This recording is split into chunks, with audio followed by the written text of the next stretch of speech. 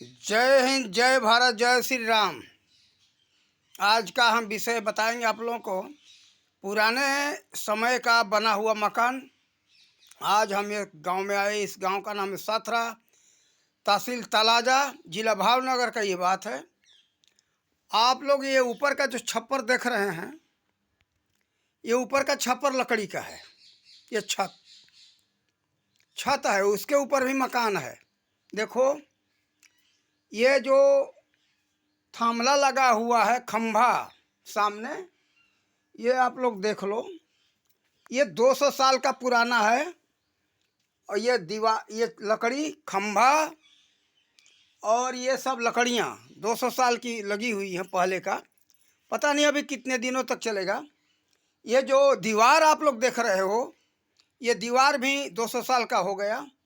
इसका जुड़ाई का पता चला, इसके अंदर पत्थर है, पत्थर का जुड़ाई है, लेकिन उसमें मसाला जो लगाया गया है चूना और सुर्खी। चूना और जिसको रेती यहाँ कहते, सुर्खी जहाँ रेती नहीं होता वहाँ लोग ईंटा का सुर्खी महीन बना करके डालते हैं। ये जो है राम जी मंदिर है, राम जी मंदिर का दूसरा भाग है ये मकान, ये जो घर। और अंदर आप लोग को दिखा रहे हैं, ये जो है बत्ती जलाओ महाराज जी, ये राम जी मंदिर है। आप लोग श्री राम जी का ये मूर्ति देखें। ये 200 साल का बना हुआ ये मंदिर है, लेकिन जैसे का तैसे पड़ा है। ये अभी पता नहीं कितने 100 वर्षों चलेगा। देखो, भारत के लोग कहते कि भारत में तो कुछ था नहीं। भारतीय पद्धति का ये कमाल है, भारतीय पद्धति का देन है कि अभी दीवार देखो, कहीं दरार नहीं आया है। जैसे का तैसे ये दीवार पड़ा हुआ है। 200 साल हो गया। यहाँ के पुजारी हैं भरत दास जी, ये बता रहे हैं, उनके बताने के अनुसार 200 साल है। और देखो, ये पुराने समय का बना हुआ है। इसकी दीवारें भी चौड़ी है। और कहीं आप लोग देखो, ये इसमें दरार नहीं दिखाई पड़ेगा। ये पुराने समय का राम जी का मंदिर बना हुआ है। आजकल तो बहुत अच्छे अच्छे लोग मंदिर बनाते हैं, मूर्तियाँ लगाते हैं, लेकिन मंदिर वो 50 साल भी टिकाऊ नहीं होता है। मकान बनाए तो, मंदिर बनाए तो। देखो आप लोग, यहाँ जो है दीवार का ये मोटाई मालूम होगा, आप लोग को दिखा दें कितना मोटा दीवार है। बाहर से बंद है क्या? बाहर से हैं? देखो, अभी ये जो है ना, ये भाग आप लोग देख लो, इतना चौड़ाई ये हो गया। और ये भाग है, इतनी चौड़ाई है।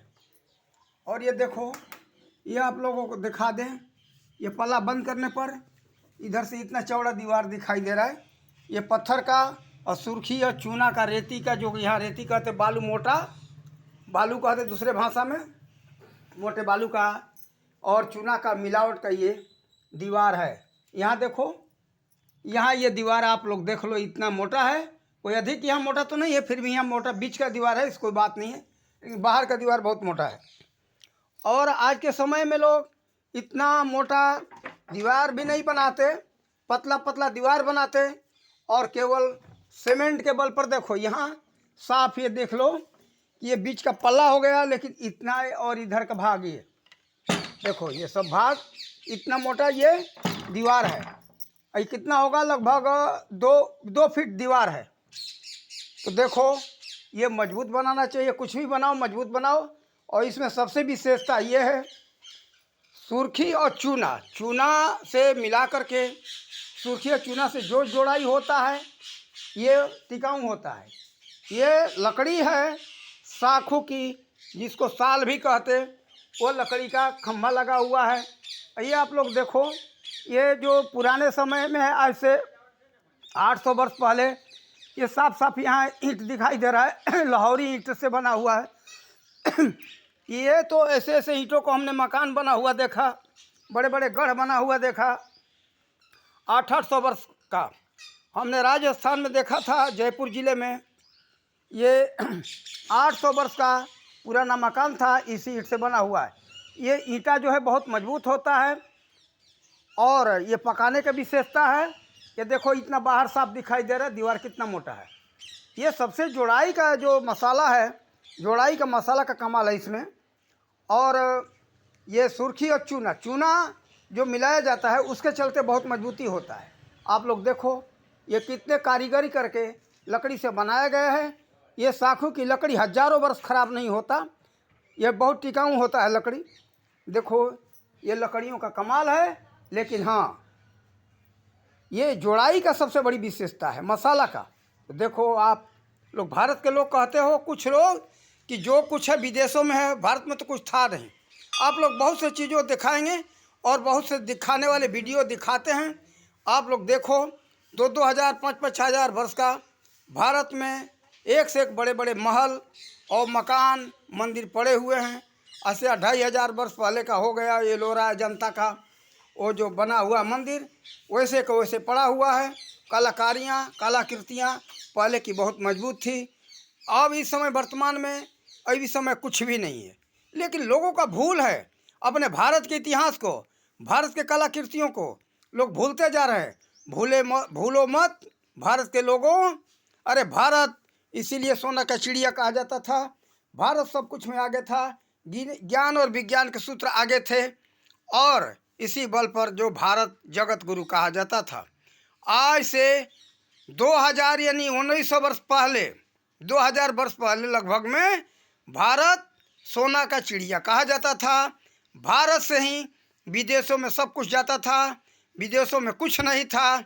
और लोग आज भूल गए, सब विदेशों को सपना देख रहे हैं कि विदेश में सब कुछ है, विदेश में कहीं कुछ नहीं है। भारत जगत गुरु था, है और रहेगा उसी आधार पर। लेकिन भारतवासियों, अपने असलियत को भूलो मत। हमारा ही आप लोगों से हाथ जोड़कर निवेदन है। आज के हमारे लोग अंग्रेजियत को अपना रहे हैं। इंग्लैंड सब कुछ में आ गए है। इंग्लैंड माने कुछ भी नहीं, अमेरिका माने ब्रिटेन माने कुछ भी नहीं, जर्मनी अभी जो है, जर्मनी के लोग कहाँ के हैं? वो सब भारतवासी हैं, स्वीकार करते हैं कि हम भारतवासियों जैसे हैं, हमारे पूर्वज भारतवासी रहे हैं। तो देखो आज जर्मनी हो चाहे चीन हो, चाहे वो काहे आगे बढ़ रहे हैं? काहे कि यहीं का पुस्तक वहाँ गया हुआ है। यहीं के पुस्तक के आधार पर, ज्ञान विज्ञान के सूत्र पर वो लोग आगे बढ़ रहे हैं। तो लोग कहते हैं कि जर्मनी वाले आगे हैं, ब्रिटेन वाले आगे हैं और चीन वाले आगे हैं। चीन आगे हो चाहे कोई भी विश्व का देश हो, और सभी विज्ञान का सूत्र आप लोगों को कई वीडियो में बताया हूँ। ये बद्रीनाथ में खोज हुआ था, वही ऋषि महर्षियों का आश्रम था। जितने विज्ञान के सूत्र हैं ऋषि महर्षियों का देन है। आप लोग ऋषि महर्षियों को महामूर्ख मत समझना। उस समय में ऐसा था कि बहुत बड़े बड़े विद्वान हुआ करते थे। वो विद्वान जो है विज्ञान का सूत्र देते थे, संत होते थे, और उन्हीं को ऋषि महर्षि कहा गया है। लेकिन आज के लोग क्या समझ लिए कि जितने हमारे ऋषि थे अंगूठा टेक थे। और ये भी लोग कहते कि पेड़ों के नीचे, पीपल के वृक्ष के नीचे वो लोग रहा करते थे, पीपल के वृक्ष के नीचे रह करके पढ़ते थे और बच्चों को पढ़ाते थे। अरे विचार तो करो जरा, वहाँ जब महर्षि संदीपनी ने उज्जैन के अंदर भगवान श्री कृष्ण को शिक्षा दिए थे तो 64 कलाओं में 64 दिनों में परिपूर्ण कर दिए थे। आज के कोई ऐसा शिक्षक हो विश्व के अंदर तो एक दिन में एक कला में तो परिपूर्ण करके दिखा दे, कोई नहीं। 64 दिन में एक कला में परिपूर्ण नहीं कर सकता, कई वर्षों लग जाते हैं। तो एक कला के अंदर परिपूर्ण होने के लिए मात्र एक दिन समय लिया था भगवान श्री कृष्ण को ये संदीपनी ने। तो देखो विचार तो करो, कैसा प्रयोगशाला रहा होगा, कैसा वो विश्वविद्यालय रहा होगा, कैसे शिक्षक रहे होंगे। बिना प्रयोग किए हुए किसी भी विषय का ज्ञान नहीं होता है। आप लोग भूल बस सोचते हो कि ऐसे ही लोग पेड़ों के नीचे बैठा करके झोंपड़ी में पढ़ाते थे, ऐसा बात नहीं था। इस समय से प्राचीन काल में विज्ञान बहुत आगे था, पीछे नहीं था। और आप लोग को हम जगह जगह बार बार हम बताते रहते, भारत आगे था, है और रहेगा। आप लोग इस विषय को मत भूलो, ये सपना भूल जाओ कि विदेश आगे नहीं, विदेश बहुत पीछे है। और जो कुछ वो लोग लेकर के आगे बढ़ रहे हैं, भारत का ही विज्ञान का सूत्र है, और वो लोग ये सूत्र को खोज करके देने वाले भारतीय हैं, वैज्ञानिक हैं। वहाँ विदेशों में अभी दम नहीं है उसको समझ सके, कारण कि उनको संस्कृत का ज्ञान नहीं है। जिसके पास संस्कृत का ज्ञान होगा वही इस विषय को समझ सकता है, पढ़ करके बता सकता है। और वीडियो में ऐसा कहीं देखेंगे पुराना मकान हो या कोई गढ़ हो या कोई मंदिर हो, हम वीडियो बना करके डालते रहेंगे। कारण कि हमें ये विचार है कि हम अपने भारत को बताएं। ऐसे बताने वाले तो बहुत लोग पड़े हुए हैं, बता रहे हैं बेचारे, लेकिन आप उसको वीडियो को तो देखो। आज के समय में लोग अधिकतर जो है कॉमेडियन यानी जोकराई में फंसे हुए हैं। बस हास्य रस में, गेम खेलने में, खेल खेलने में मत फंसो। अपने भारत को जानो, अपने इतिहास को जानो और ज्ञान विज्ञान को जानो। इन्हीं शब्दों के साथ अपने वाणी का विराम देते। जय हिंद, जय भारत, जय श्री राम।